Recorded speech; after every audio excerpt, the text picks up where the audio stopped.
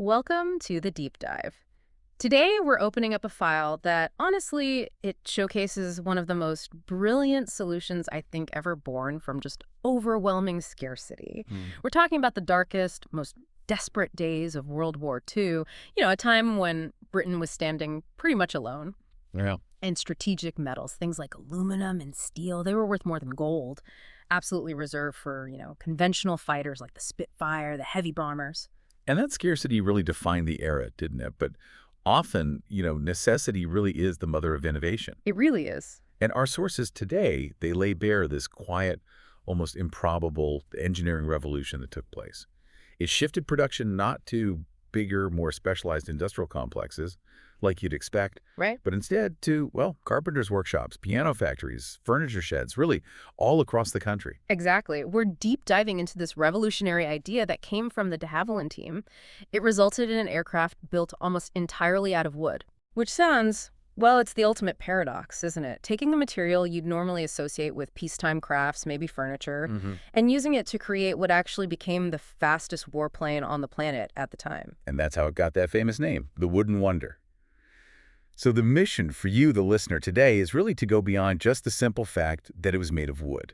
Yeah, there's more to it. There is.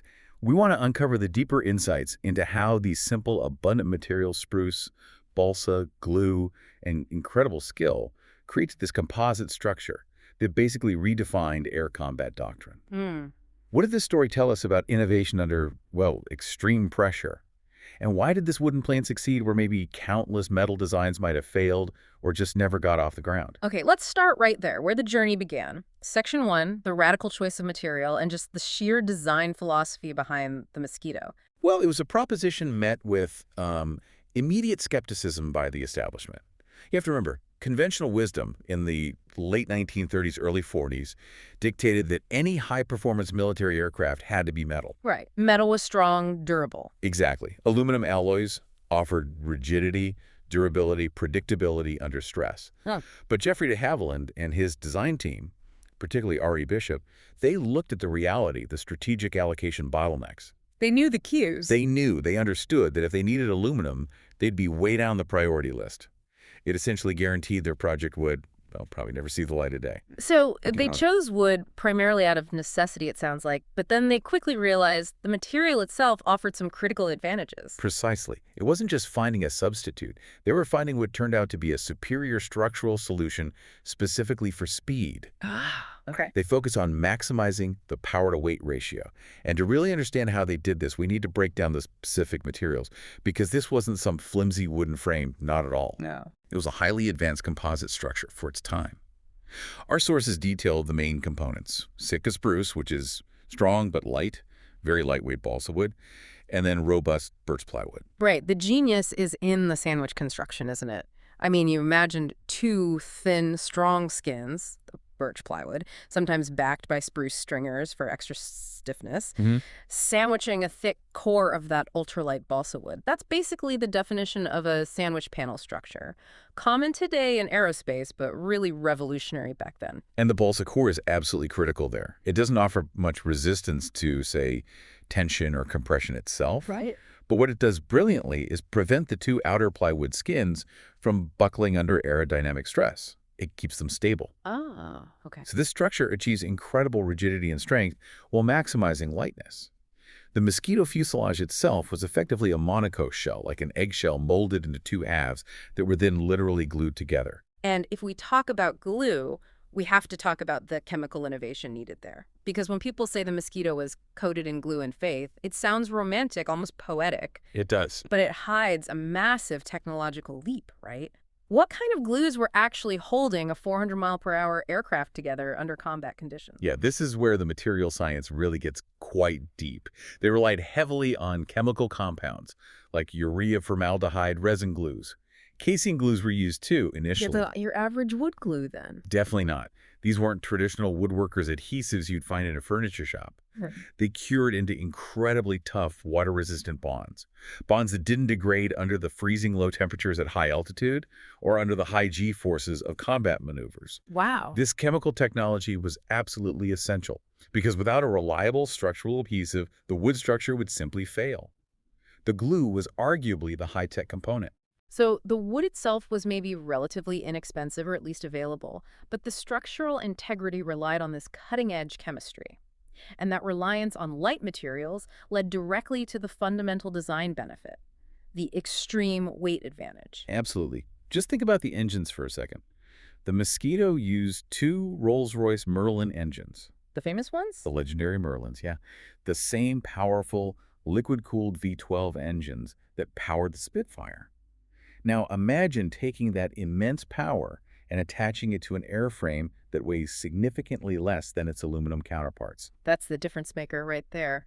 The sources note the structure gave it an astonishing advantage simply because it weighed less. We're talking about an aircraft that could achieve higher speeds, higher ceiling, with the same power output purely due to mass savings. The power-to-weight ratio was phenomenal, just off the charts for the time, making it inherently more agile and faster than any enemy aircraft could really anticipate. And tying this back to the operational reality, the strategic situation back then, using wood, wasn't just an engineering preference. It was a massive strategic asset, too. Totally.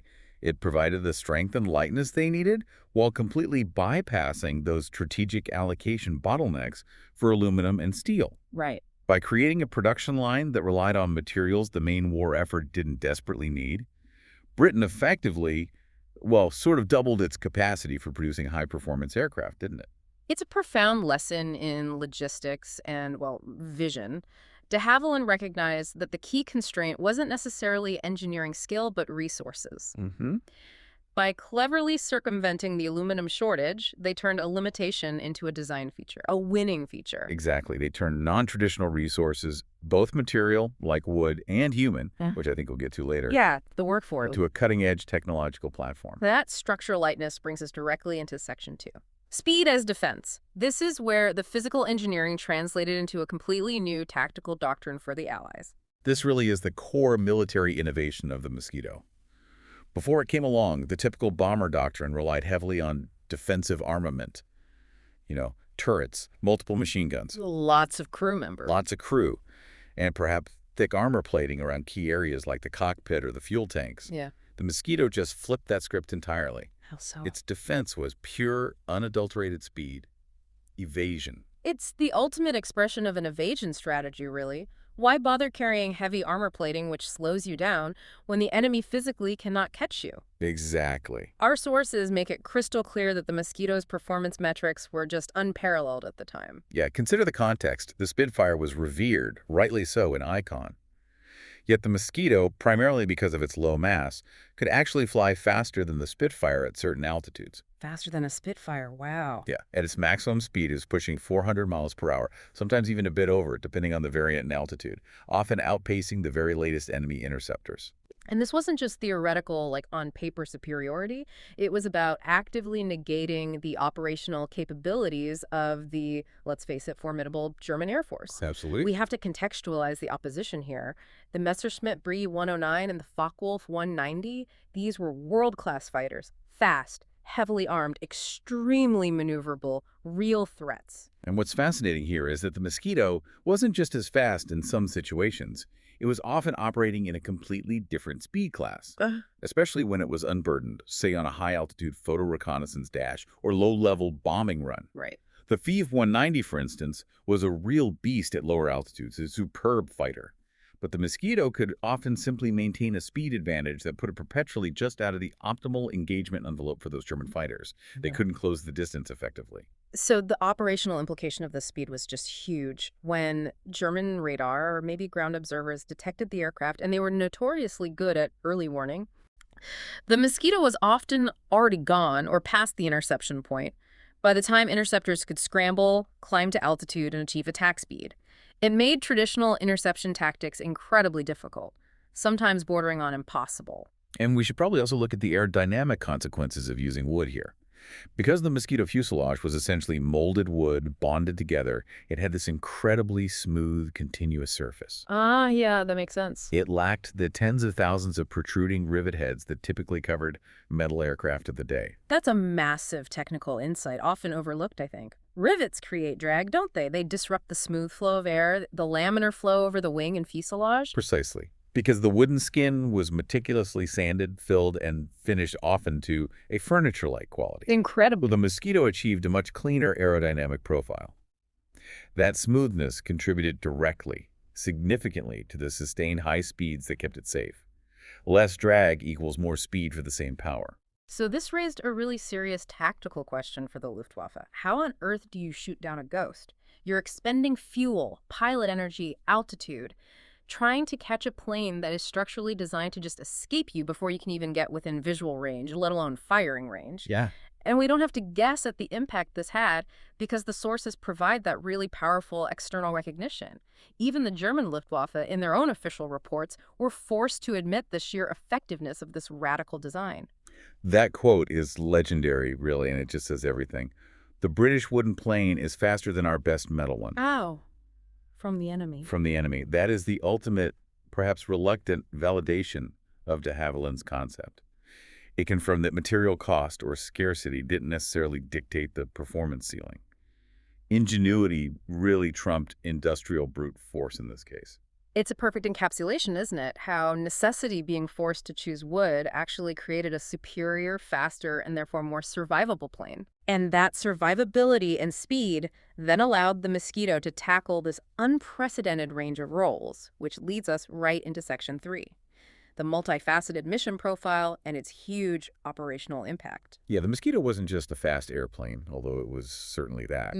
Its speed translated directly into unparalleled versatility. It made it arguably the most valuable multi-role aircraft the Allies had, really from 1941 right through to 1945. So what kind of mission profiles really benefited most from being lightning fast and structurally light? Well, let's start with its initial and actually quite controversial role. Yeah. The unarmed high-speed bomber. Right. Different from the big four-engine heavies. Very different. Standard bombing campaigns relied on the massive payload and just the sheer numbers of aircraft like the Lancaster or the B-17. Right. But the Mosquito offered something entirely different. Which was? Surgical precision. The Mosquito typically delivered a comparatively small payload, maybe 4,000 pounds, sometimes a single blockbuster bomb. But it could deliver it exactly where it was needed, often in daring daylight attacks, where a slower plane would have been, well, annihilated. It struck with an accuracy that contrasted sharply with the area bombing campaigns of the larger forces. Pinpoint strikes. Then there's its role as a night fighter. That must have been crucial, too. Hugely important. With its speed and agility, equipped with early airborne interception radar, it became a deadly hunter in the dark.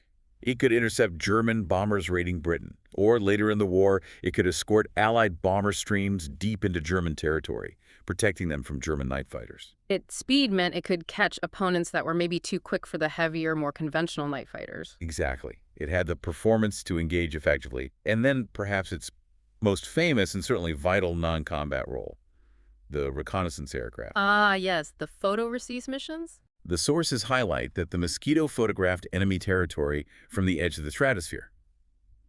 This role demanded the absolute highest combination of speed, high-altitude performance, and range. Flying high and incredibly fast, it collected intelligence photographs that were just invaluable to Allied planners. The intelligence gathered from those missions must have been foundational to almost every strategic decision the Allies made later on. You could almost say the Mosquito literally provided the blueprint for the invasion of Europe. That's not much of an exaggeration. Yeah. And the missions themselves, they were legendary. They required immense skill, pinpoint navigation, and just outright bravery from the crews. We should probably detail some of the specific high-stakes examples mentioned in the source material just to illustrate its precision. Yeah, absolutely. Like the raids on Gestapo headquarters in occupied cities, those stand out. They really do. These weren't just industrial targets. They were highly symbolic, strategic, and psychological targets. Yeah. For example, the famous Oslo raid in September 1942. Or the incredibly successful strike on the Gestapo archives housed in the Shellhus building in Copenhagen in March 1945. That was Operation Carthage. Wow. These were low-level, high-speed strikes, right? Designed to damage infrastructure vital to Nazi oppression, but also, just as importantly, to boost the morale of the local resistance movements, show them the Allies could strike anywhere. Exactly. Those required split-second timing, incredible precision, flying sometimes literally below rooftop height to evade radar and flak, dropping time delay bombs accurately, and then getting out fast before the enemy could mount an effective counterattack. And they were also hitting things like Nazi broadcasting stations in similarly daring daylight Yes, missions. that was pure psychological warfare. By knocking out the primary means of German propaganda dissemination, even temporarily, the Allies proved they could strike at the very heart of the Reich's control, really at any time, in almost any weather. It showed vulnerability. And the sheer volume of work done by this wooden wonder is just astounding when you look at the numbers. We need to quantify its massive contribution. Between 1941 and 1945, the Mosquito flew more than 27,000 missions. 27,000. That's an operational tempo and contribution that few single aircraft types in history can match. And it wasn't just those flashy, high-profile raids either. No, absolutely not. It did the grinding, essential work too. Bombing vital infrastructure day in, day out, railways, factories, V-weapon sites, airfields, maintaining continuous, relentless pressure on the German logistical chain and war machine.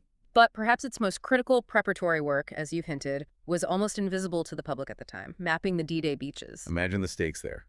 The entire success of Operation Overlords, the Normandy landings, depended crucially on knowing the exact up-to-date positions of German gun emplacements, fortifications, beach obstacles, troop movements, everything along the landing zones. Yeah. The Mosquito provided those highly accurate, often very low-level, high-speed photographs. That intel was absolutely critical to planning every single step of the invasion. Without that detailed mapping, the D-Day landings would have been infinitely more dangerous, more costly in lives. Unthinkable, really. And we mustn't forget its vital support role, too, the Pathfinder mission. Guiding the big bombers in. Precisely. Mosquitoes of the Pathfinder force flew ahead of the main bomber stream, navigating precisely, often through thick cloud or darkness, and dropped brightly colored flares, target indicators, onto the aiming points.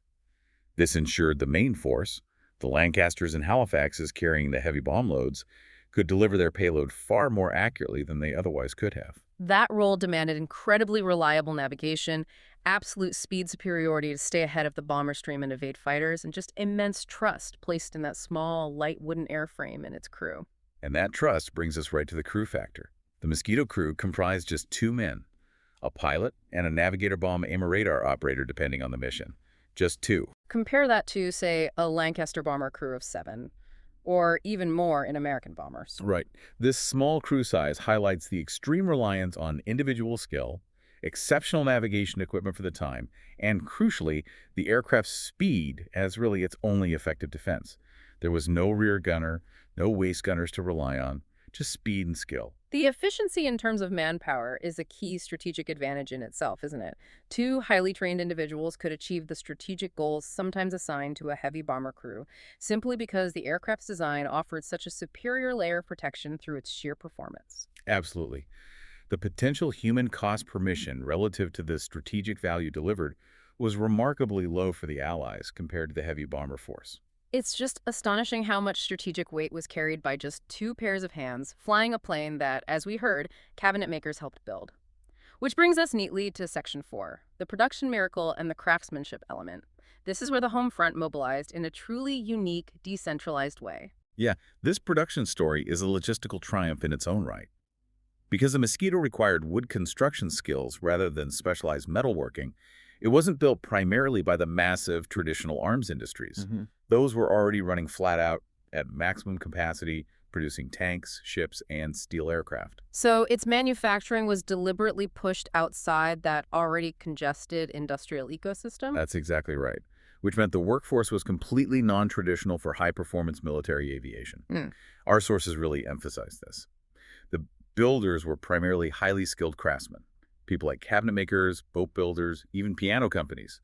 Famous names like Bentley and Harrison Pianos were involved in making Mosquito components. So ordinary people, in a sense, suddenly applying their extraordinary peacetime precision skills to the immediate, urgent requirements of war. It symbolized this nationwide mobilization of available but non-traditional talent. Think about the cultural shift there. Factories that once made elegant drawing room furniture or grand pianos were now producing components for one of the deadliest instruments of war. How is that even possible? It was possible because wood construction relies heavily on traditional joinery skills, steam bending techniques, highly accurate finishing skills these craftsmen already possessed in abundance. It didn't need the complex aluminum stamping presses, the specialized welding techniques, or the heavy riveting machinery required for metal aircraft production. And the benefit of this decentralized model, spreading production out, must have been huge in terms of resilience. Phenomenal resilience. Yeah. Instead of relying on one or two massive, easily identifiable aircraft plants, which were obviously prime targets for German bombing raids, Yeah. the Mosquito production was deliberately spread across dozens, maybe even hundreds, of small, highly skilled workshops and small factories all over Britain and even overseas in Canada and Australia. Subassemblies, like fuselage halves or wing sections, were built in relative isolation and then shipped, often by road, to a final assembly point. So if one workshop got hit by a bomb, Production across the entire network barely paused. It was inherently survivable. and the construction technique itself, as we touched on earlier, was described as a triumph of precision woodworking. The joints had to be absolutely perfect, didn't they? Flawless. The curves, the smooth finish required for that superior aerodynamic profile we discussed, it demanded meticulous craftsmanship. That monocoque fuselage, molded in two halves from layers of plywood and balsa, required tolerances that were often even tighter than those typically used in metal fabrication at the time. That level of attention to detail really is the difference between a high-speed aircraft holding together and, well, a pile of splinters at 400 miles an hour. Absolutely. The sources note the reliance on meticulous joinery and finishing, leading to that vivid description that the aircraft was coated in glue and faith. That wasn't just poetic exaggeration. It was a fundamental reliance on structural perfection that only these highly skilled tradesmen could reliably guarantee. And that detail extended right down to the final finish. The smooth plywood skin was often covered in a special fabric called matapolum, which was then doped, stretched taut with special varnishes, and polished to an extremely high sheen, like a piece of fine furniture. Why go to such lengths? Because any surface irregularity, even slight bumps or imperfections, would disrupt the crucial laminar flow over the surfaces and significantly reduce that vital speed advantage. The Mosquito didn't just need to be structurally sound, it needed to be aerodynamically flawless, a requirement that boat builders and furniture makers, who were accustomed to finishing surfaces to perfection, were uniquely suited to meet. So we have this incredible interwoven story then. A radical design choice born directly from scarcity, leading to a performance advantage that fundamentally redefined air combat tactics, carried out by a completely non-traditional workforce using unprecedented precision. Right. Flying over 27,000 absolutely crucial missions across every theater of the European War. It really stands as this profound testament to engineering under constraint. They used what they had, wood and glue, maximized its potential through clever material science and an ingenious composite structure, and fundamentally created an aircraft that was functionally superior in its intended role, which was speed and precision, to pretty much anything the Axis powers could deploy against it. As we start to close out then, we look back at the lasting image of the Mosquito. It was, as the sources say, fast enough to flee, strong enough to strike, and, you have to admit, with its sleek lines, beautiful enough to be remembered forever. It was definitive proof that high performance wasn't dictated solely by the heaviness or the perceived strength of your materials. In the end, the de Havilland Mosquito was far more than just a successful aircraft, wasn't it? Our sources define it as a powerful symbol, a symbol of British innovation during a time of genuine existential crisis, a symbol of the profound courage displayed by those two-man crews who put their absolute faith in its wooden frame day after day, night after night, and a symbol of national defiance against what seemed like overwhelming technological odds stacked against them. It truly challenges that ingrained notion that the highest performance always requires the most expensive or the scarcest, most advanced materials. In fact, for the Mosquito, its primitive material was its secret weapon. Had aluminum been freely available back then, Yeah. the Mosquito, as we know it, might never have even been built. Its phenomenal speed advantage might simply never have been realized. They might have just built a conventional, heavier metal aircraft. And that leads us right to the final provocative thought for you, the listener, to perhaps carry forward, something to mull over. The story of the Mosquito, this wooden wonder that consistently outran the best metal fighters of its day, is such a powerful reminder that victory, technological triumph, innovation, it's not always built from the most luxurious, the most established, or the scarcest materials. Sometimes the most successful innovations are those carved from wood and fueled by imagination. So maybe the next time you face a resource constraint, whether it's in business, logistics, engineering, or even just everyday life, remember those piano factory workers and the balsa wood core. The answer might not lie in what you think you lack, but perhaps in how brilliantly you can utilize what you already have available. A powerful lesson in making the most of creative constraints. Thank you for diving deep with us today. We'll see you next time.